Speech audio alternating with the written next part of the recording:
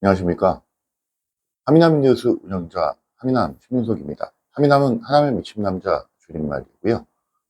오늘도 돌직구 한마디. 지금 하고 있는 2022년도 경기도의원 선거 결과 리뷰하도록 하겠습니다.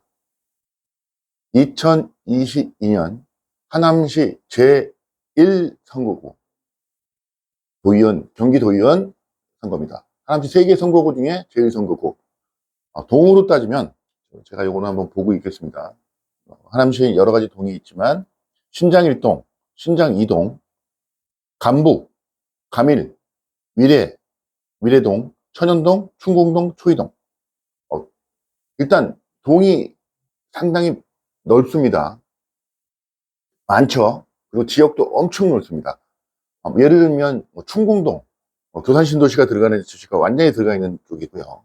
천연동, 농촌동이라고 또 얘기를 합니다. 거기에 뭐 상산국동, 뭐 하산국동, 뭐 창우동 이런 식으로 되어 있지만 천연동 이래가지고 매우 넓은 지역이고요. 하긴 한간 인구는 좀 적은 지역이고요. 하남시의 그 구도심, 원도심의 핵심이라고 하는 신장 1동, 2동이 들어가 있고요. 그 다음에 신도시가 들어가 있습니다. 신도시도 두 군데입니다. 가밀신도시, 그 다음에 위례신도시. 두 개의 또 약간 특성이 다르고요. 그 다음에 그 지역에서 소외받아가지고 있는 예전에 원도심과 붙어 있는 초이 간북동. 매우 다단한 선거구라고 생각이 듭니다. 표심이 참 많이 나뉘고 선거도 힘든 그런 지역이겠죠. 거기에 예비 후보들이 뭐 등선을 가지고 경선을 뭐 했겠죠. 결론적으로만 말씀을 드리도록 하겠습니다. 더불어민주당 후보 김진일 현 도의원이, 그 당시 현 도의원이죠. 지금 그 당시에 현직 김진일 도의원이 최종 후보가 됐습니다. 어떻게 됐느냐? 매우 중요한 사항입니다. 경선을 통해서 됐습니다. 민주당 내 후보들 사이에서 경선을 한 거죠. 그래서 그 중에 김진일 후보가 당선이 됐습니다.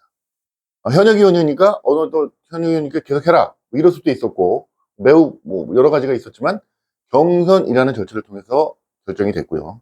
그럼 반대편에 국민의힘 누가 결정이 됐느냐? 윤택일 전 도의원이 다시 도전하는 것으로 됐습니다. 윤택일 도의원은 그 4년 전에는 낙선을 했지만 그 이전에 2번의 당선이 됐었죠.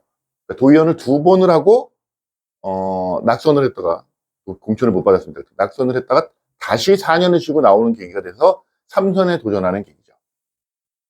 그러니까 약간 의미가 있습니다. 나온 후보들. 그리고 윤택일 후보는 단수 공천을 받았습니다. 국민의힘 내부에서 경선이라는 절차를 거치지 않고 단수 공천을 했습니다. 그러니까 두 후보가 약간 틀리겠죠. 하나는 현역 의원, 전 의원, 초선 의원, 최선에 도전하는 초선 의원, 3선에 도전하는 의원. 약간 좀 애매하죠? 약간 좀 다른 면이 없잖아 있습니다. 그렇겠죠? 거기에다 이제 나이대도 40대, 50대 이렇게 해가지고 나이대도 약간 좀 차이가 났었고, 뭐 약간 좀 이렇게 경쟁할 수 있는 부분들이 좀 없지 않아 있었습니다. 그리고 한쪽은 경선을 통해서 경선이었고, 한쪽은 단수 공천을 통해서 공천을 받았고요. 그리고 제3당은 없었습니다. 제가 늘 얘기하는 부분이지만, 하남시에도 어떻게 보면, 대한민국도 제3당, 다당제도 뭐 생각해 볼 만한데 꼭 양당이라고 생각을 할 수가 있겠죠. 그러면, 이렇게 되면은 실제로는 영향을 받는 부분이 개인의 능력들도 대단히 중요하지만 대한민국 전체의 상황 또는 경기도지사가 누가 되느냐, 경기도지사의 지지율 또는 하남시장의 지지율 뭐 이런 것들이 겹쳐지고 그 당시에 국가 상황에 따라서 운동장 자체가 왔다 갔다 하는 경우가 많이 있죠. 결과 말씀드리겠습니다. 결과 더불어민주당 김진일 후보 26,310표, 국민의힘 윤택일 후보 31,934표, 933표. 그래서 이게 몇 표 되나요? 4,5천 표 정도의 차이로 윤택일 후보가 당선이 돼서 지금 현재의 경기도의원 삼선 경기도의원의 역할을 수행을 하고 있습니다. 이게 결과죠. 그러면 뭐 시간이 길어지니까 짧게 말씀드리도록 하겠습니다. 2026년 앞으로 1년 남았죠. 1년 후에는 어떻게 될 것이냐, 뭐 예상도 할 수가 있을 것이고, 그 다음에 바램 사항도 있을 것 같습니다. 일단 예상, 제가 보기에는 경기도 하남시 제1선거구, 여기는 그 선거구가 조정이 될 겁니다. 왜? 인구가 너무 많아요. 가밀동 많죠. 위례동 많죠. 그 다음에 원도심이라고 얘기하는 신장 1, 2동도 인구가 꽤 됩니다. 이 세 개의 인구가 있는 지역이 하나의 지역구로 묻혀지기는 그렇게 쉽지가 않을 것 같습니다. 예를 들면 뭐 가밀 리레가 하나로 초회간부 이어질 수도 있는 거고요. 그러니까 제가 생각하기엔 이 선거구를 그대로 유지하기는 힘듭니다. 그래서 어떤 형태라든지 좀 변화가 될 거다라는 생각이 들고요. 그 다음에 지난번 선거에서 표 차이가 뭐 4, 5천 표가 많다 적다 이런 건 아니라 이 지역은 현재 이 지역은 경합 지역이기 때문에 어떻게 될지 모른다 라는 이야기죠. 그래서 하민남 신윤석이 말씀드리는 부분 몇 가지 말씀드립니다. 첫째, 어떤 형태가 됐든지 정당에서 공천을 할 때 경선을 했으면 좋겠습니다 라는 말씀 먼저 드리도록 하겠습니다. 민주당은 민주당대로, 또는 국민의힘대로. 하지만 이번 다음 선거에서는 제3당이 나올 가능성도 배제할 수는 없습니다. 조국혁신당이 나올 수도 있고 개혁신당이 나올 수도 있고 제3당이 나올 확률도 무시할 수는 없습니다만, 어느 정도의 영향이 있을지 모르겠습니다만 경선을 통해서 나왔으면 좋겠습니다 라는 이야기를 좀 드리고요. 두 번째, 그 경기도의원이 하는 일이, 경기도에서 의정활동을 하는 일들이 되게 많이 있습니다. 의정활동을 해가지고 그 경기도 전체에 뭐 시장을 견제한다든지, 그 경기도의 예산을 확인한다든지, 통과시킨다든지, 경기도 조례를 만든다든지, 또는 이런 여러 가지 그 정치적인 상황이 있습니다만, 제가 관심이 있는 분야는 하남시에 얼마나 많은 예산을 가져오느냐거든요. 생각을 한번 해주십시오. 31개 시도의 군들이 쭉 모여 있는데, 도의원의 능력에 따라 하남시에 얼마나 많은 예산을 가져올 수 있느냐, 너무나 중요한 얘기입니다. 그 피 같은 예산을 받아오면 그걸 가지고 우리 하남 시민들, 뭐 교육이면 교육, 복지면 복지, 뭐 의료면 의료, 뭐 여기서 그 예산을 봉사면 봉사에서 사용하지 않습니까? 많은 예산을 가져올 수 있는, 그래서 그게 하남의 발전에 초석이 되는 경기도 의원이기 때문에 정말 능력이 있는 분이어야 된다고 생각을 합니다.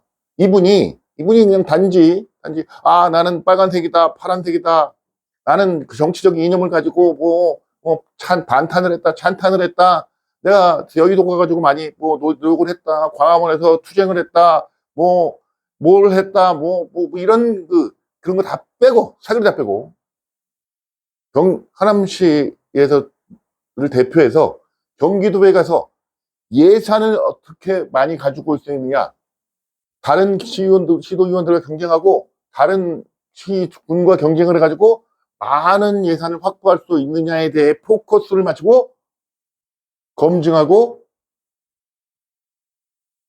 또 검증하고 의지를 확인하고 공약을 보고, 이래서 인물위주를 뽑았으면 좋겠다라는 이야기를 꼭 드리도록 하겠습니다. 하민남의 도죽구 한마디 정리하겠습니다. 하남시 경기도의원 선거, 이번에 또 당보고 찍으시겠습니까? 전 대통령이 개혁을 했다고 뽑고, 현재 대통령이 잘한다고 뽑고, 그 다음에 또 이런 그 정치적 상황이 있지 않습니까? 요즘 매날 나오는 그거 말고 당의 우선에서 개인의 능력 중에도 가장 중요한 능력, 경기도 가서 의정생활 열심히 잘하시고 정치활동 잘하시고 그건 다 좋습니다만, 그 중에 우리 하남 시민들에게, 하남시 이기주의자들에게, 하남을 사랑하는 사람들, 하남에 미친 사람들이 바라는 것은 많은 예산을 확보해 오는 것 아니겠습니까? 돈 벌어야죠. 경기도 가서 투쟁해서 받아와야 되는 거 아닙니까? 남양주보다 못 받으면 투쟁에서 받아오고, 양평 또는 고양시, 저쪽 뭐 건너가면 많잖아요. 각종 도시들의 의원들과 경쟁을 해서 많은 예산을 확보할 수 있는 그런 능력 있고, 경력 있고, 그럴 수 있는 분을 꼭 뽑았으면 좋겠다. 라는 생각 해봅니다. 이 방송을 보고 계신 분들 혹시 동의하시나요? 이제는 하남시에 경기도의 예산을 많이 가져와서 확보해서 큰 사업들을 가질 수 있는 힘 있는 도의원이 필요하다. 그런 능력 있는 도의원이 필요하다. 동의하십니까? 네, 수고하십시오.